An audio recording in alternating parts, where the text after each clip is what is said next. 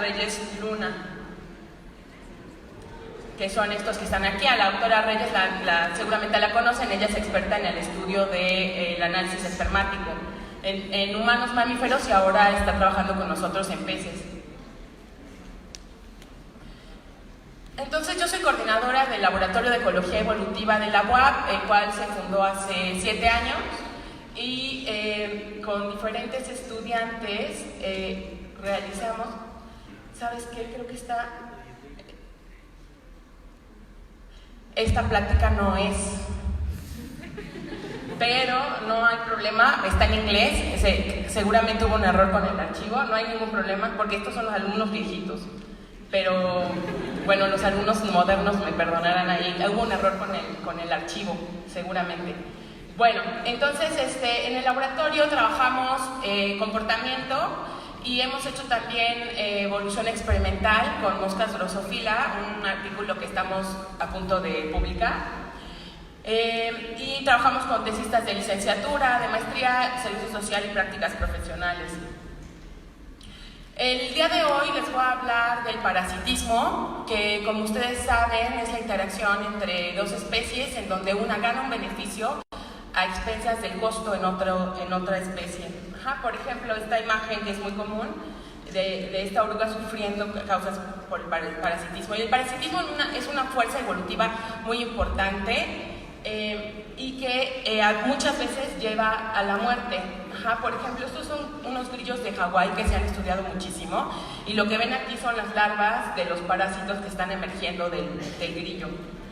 Y obviamente este grillo ya está muerto, ¿no? Y le causa costos importantes en su adecuación o fitness, que van desde la pérdida de la reproducción, la supervivencia, baja supervivencia,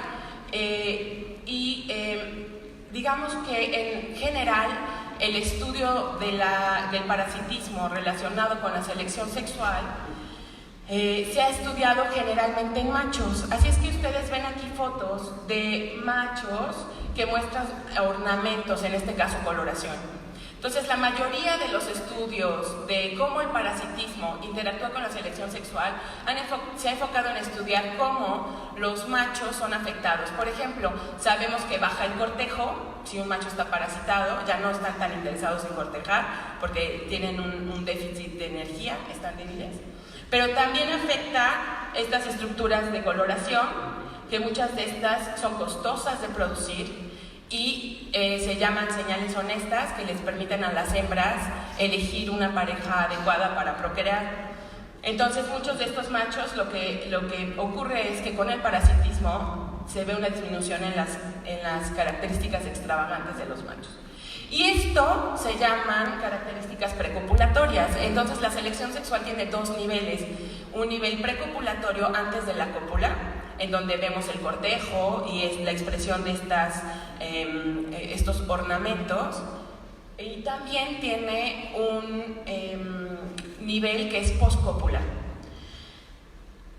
La mayoría de los estudios que se han enfocado en el parasitismo han puesto su esfuerzo en entender la relación que hay entre la cantidad de parásitos que tiene un organismo y el ornamento en el macho.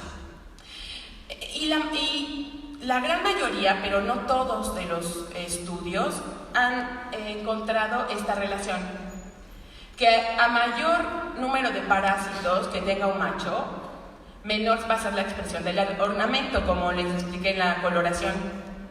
Entonces los machos parasitados tienden a tener menos brillo, tono y coloración que otros machos, por ejemplo. Pero ¿qué ocurre con las características poscopulatorias? Entonces sabemos que las características poscopulatorias, en el caso de los machos, esto tiene que ver con la calidad espermática, no han sido muy estudiadas. Y la calidad espermática es bien importante para un macho, porque eso asegura últimamente su éxito reproductivo. Entonces, a pesar de que sabemos que las características post-cópula son también muy costosas de producir, poca atención se ha dado a estudiar cómo el parasitismo las afecta. Entonces, tradicionalmente, siempre se ha dicho en selección sexual, Las hembras producen huevos, que son costosos de producir, y los machos producen espermas, que son muy baratos. Y esto no siempre es cierto. Hay organismos como Lepidoptera que producen 30% de su peso corporal en un eyaculado, entonces imagínense, eso es algo muy caro de producir, ¿no?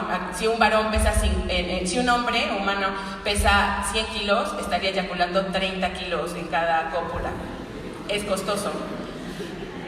Pero la verdad es que en la mayoría de los animales, los machos, producir el esperma es relativamente barato en comparación con las hembras, pero tiene un costo. Y este costo es lo que lleva también a los machos a ser selectivos y a tener también estrategias. La evolución ha moldeado las estrategias en los machos para disminuir los costos, aunque sean menores en comparación con las hembras. Entonces, digamos que sabemos que antes de la cópula los machos tienen un costo importante, pero el esperma también es costoso. Y con respecto a cómo el parasitismo influye características postcópula como la calidad espermática, y cuando digo calidad espermática me refiero, por ejemplo, a la concentración espermática. Un eyaculado, ¿cuántos espermas tiene? ¿Cuántos espermatozoides tiene? Y también hay otras características como la velocidad del esperma, sobre todo eso es importante en organismos con fertilización interna. También la morfología, ¿no? Seguramente todos han visto alguna foto de un esperma todo deforme, ¿no? Con 2 flagelos o todo chueco, ¿no? Eso son espermas que no sirven, que son de baja calidad. Entonces, ¿cómo se ha abordado el efecto del parasitismo sobre la calidad espermática? Pues he estudiado de forma experimental, se ha activado una reacción inmune, se le da a los organismos un estresante para que tengan una activación inmune, y esto se ve cómo afecta a la calidad espermática. También se ha estudiado en diferentes organismos que les pongo aquí. Son pocos, no son muchos. Y tenemos algunos peces y un par de mamíferos. Sin embargo, estos experimentos tienen algunas limitantes. La primera es que no todos los estudios han medido las mismas características para medir calidad espermática. Unos miden solamente número, otros miden nada más velocidad espermática. Y entonces esto implica que no podemos hacer comparaciones, no podemos ver patrones generales. La otra cosa es que estos experimentos, muchos se han hecho con animales de granja, de los poquitos que hay, y además la infección que estudian, el parasitismo que estudian es el que se presenta naturalmente y no hay una parasitación experimental controlada, y eso también limita las hipótesis que podemos poner a prueba. Y por otro lado también hay resultados contradictorios. Por ejemplo, en la cabra silvestre y en la trucha antártica vemos que el tamaño de las gónadas, que también nos habla de la calidad espermática, porque les ayuda a los machos a producir más esperma, gónadas más grandes. En la cabra salvaje, las gónadas bajan cuando están parasitados, y en la trucha aumenta el tamaño de las gónadas. Y en el caso, por ejemplo, de la movilidad espermática, en la cabra baja y en la trucha sube. Entonces, con estos resultados contradictorios y sin tener una metodología estandarizada, es difícil encontrar un patrón general para entender cómo el parasitismo afecta las características postcópula. Y es por eso que llegamos a esta pregunta: ¿cómo el parasitismo afecta el comportamiento sexual y la calidad espermática en machos guppies? Que esta es una foto de un macho guppy. Muchos de ustedes lo conocerán, como dije, son muy comunes en acuarios. El guppy tiene un alto dimorfismo sexual, lo que implica que hembras y machos son muy diferentes. La hembra es más grande que el macho y no muestra coloración impresionante, son muy pálidas. Y los machos son más pequeñitos y tienen coloración que va de tonos naranjas, que son carotenoides, negros, iridiscentes. La especie es Poecilia reticulata, pertenecen a la familia Poecilidae, tienen fertilización interna y la hacen a través de esta aleta anal modificada del macho que se llama gonopodio. Y aquí en esta foto tenemos los paquetes espermáticos, que es el eyaculado del macho. Vienen en estas pequeñas bolsitas, no sé si ven los puntitos. Y nosotros podemos abrir esas bolsitas y estudiar la calidad espermática más a fondo.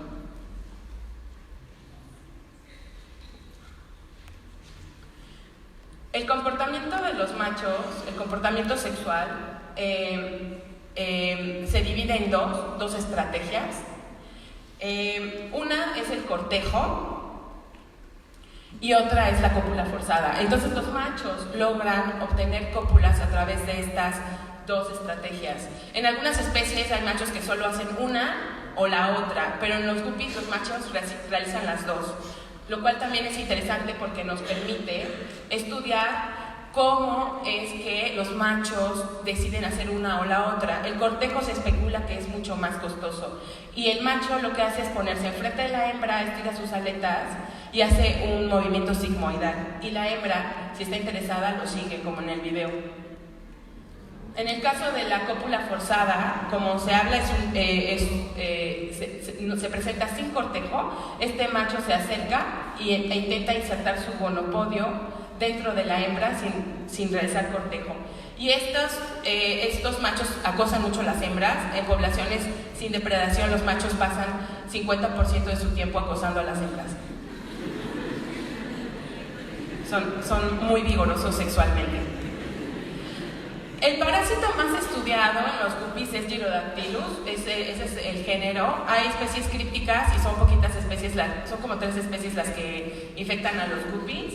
Es un monogeo que tiene una reproducción súper particular, porque se dice que tiene una reproducción de muñeca rusa, en donde tienes un individuo maduro y tiene a su hija y a su nieta dentro del individuo. Entonces tú puedes ver con un buen microscopio 3 generaciones en una. Esto implica que tienen una tasa de reproducción muy alta, y eso es malo para los guppies porque quiere decir que el Gyrodactylus puede aumentar rápidamente en una población, se reproducen muy rápido.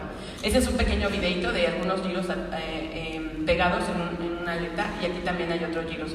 Se pegan en la piel, son ectoparásitos, están fuera de los peces.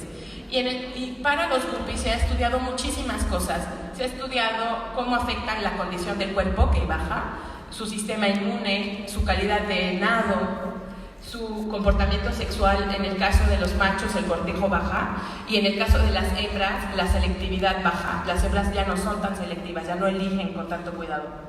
La coloración de los machos baja, el forrajeo baja, y las interacciones sociales también cambian, y en perjuicio de los peces. Pero nadie ha estudiado el esperma. Entonces lo que nosotros hicimos fue hacer un experimento controlado de parasitismo, en donde los machos fueron experimentados, infectados experimentalmente. Aquí tenemos a Luis trabajando en el microscopio, y este es un pequeño video que no quiso salir, de cómo se ven los gyros al microscopio. Aquí está. Esta es la boca de una hembra que está altamente parasitada, ¿se dan cuenta? Este parásito tiene una gran prevalencia en estado natural, que llega al 70-75%, y los peces pueden tener de unos pocos parásitos hasta 30, pero 30 es altamente mortal en los guppies, y obviamente depende de la coevolución en cada población particular cuánto aguantan los guppies. Entonces lo que hicimos fue, de estos peces, digamos, les llamamos peces donadores, tomamos un par de parásitos, los se cepillan, y esos parásitos están libres, y los pusimos en un vasito, pusimos un macho y pusimos estos 2 parásitos, y esperamos 10 minutos, y al cabo de ese tiempo checamos al microscopio para verificar que los machos estuvieran parasitados. En el 100% de los casos los machos se parasitaron. Aquí, por ejemplo, estas 2 flechas nos muestran 2 parásitos que están en uno de nuestros machos experimentales. ¿Cómo fue nuestro diseño experimental? Lo que hicimos fue tener 2 tratamientos, el control y el machos parasitados. Y lo que hicimos fue comparar la calidad espermática antes y después del tratamiento. Esto sería así. Teníamos machos saludables, sin infección, y les sacamos una muestra de esperma. Después los separamos, la mitad se fue al tratamiento control y la mitad se fue al tratamiento parasitados. Y después de 7 días volvimos a medir, volvimos a obtener una muestra de esperma para medir la calidad espermática. ¿Qué nos permitió esto? Comparar la muestra 1 contra la muestra 2. Además, a pesar de que se ha estudiado muchísimo, también medimos el comportamiento. El comportamiento se midió 24 horas después del tratamiento y lo que hicimos fue poner un macho con 2 hembras. Entonces, esta es una representación de cómo se veía el acuario. Era un macho con una hembra pequeña y una hembra grande, y lo que medimos fue su comportamiento, tanto su esfuerzo de apareamiento, que es la suma de todo lo que hizo, tanto el cortejo como las cópulas forzadas a ambas hembras, y también el movimiento de gonopodio que los machos hacen. Entonces los machos, esta aletita la mueven de un lado a otro, y parece que eso lo que está haciendo es preparar el esperma para que pueda ser. Y también cuánto tiempo pasó con las hembras. La calidad espermática que medimos fue el número de paquetes y la concentración espermática. Obviamente seguimos a los expertos en la metodología y esta parte la supervisó la doctora Rosalina. Medimos también movilidad, viabilidad, velocidad y morfología. Con respecto a velocidad hay varios parámetros, así es que hicimos un análisis de componentes principales para ver cuáles eran importantes, y lo mismo para morfología. Estas técnicas las pueden consultar después con un cartel que tenemos de mi alumna Sara ahí. Entonces, ¿qué pasó con el comportamiento? ¿Qué obtuvimos? Con respecto al comportamiento, el esfuerzo de apareamiento bajó considerablemente en machos parasitados, incluso aunque fuera solamente 24 horas después de haber sido parasitados. Entonces, si se dan cuenta, los machos control tuvieron mayor esfuerzo de apareamiento que los machos parasitados. Además, el balanceo de gonopones fue mucho más bajo en parasitados que no parasitados. El tiempo con la hembra para los parasitados subió, y esto va de acuerdo a la literatura. Esto ya lo sabemos, que cuando están más parasitados los machos se acercan más a las hembras. Lo que es nuevo de nuestro trabajo es lo que encontramos con la calidad espermática.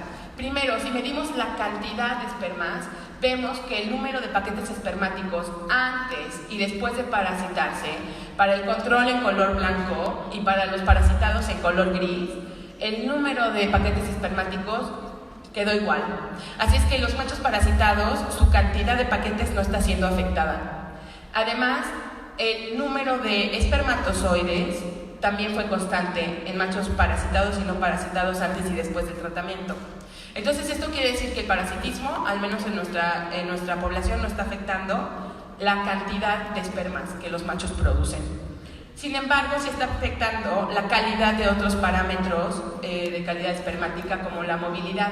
Si se dan cuenta, antes los machos que iban a ser parasitados eran iguales a los control, y después de ser parasitados su movilidad bajó considerablemente, mientras que los control permanecieron iguales. La viabilidad, el número de machos de espermatozoides vivos contra muertos, también bajó. Entonces, los parasitados están pagando un costo muy fuerte porque están produciendo espermatozoides muertos. Por otro lado, la velocidad también bajó en ambos parámetros que medimos. Y en morfología no encontramos una diferencia entre control y parasitados. Ambos bajaron un poquito, lo cual estaría dispuesta a discutir después de la plática. Entonces, en conclusión de este trabajo, el comportamiento sexual en los machos fue afectado considerablemente por el parasitismo. Esto corrobora lo que ya habíamos encontrado, lo que otros investigadores ya habían encontrado.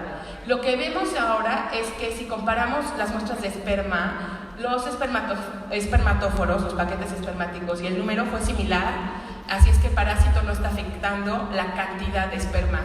Pero la viabilidad, la velocidad y la motilidad fueron fuertemente afectadas por el parásito. Y esto seguramente tendrá costos para el éxito reproductivo de los machos. Y entonces lo que estamos viendo con este estudio es que los parásitos no solo afectan características precopulatorias, sino también características postcopulatorias, lo cual puede afectar el fitness de estos peces. Entonces quisiera agradecer nuevamente a los organizadores, a mis estudiantes. Tenemos 3 carteles con 3 estudiantes de maestría, 2 de ellos son de parasitismo y uno es de calidad espermática, así es que si quieren saber más de estas técnicas pueden ver esos carteles mañana de 10 a 12. Gracias.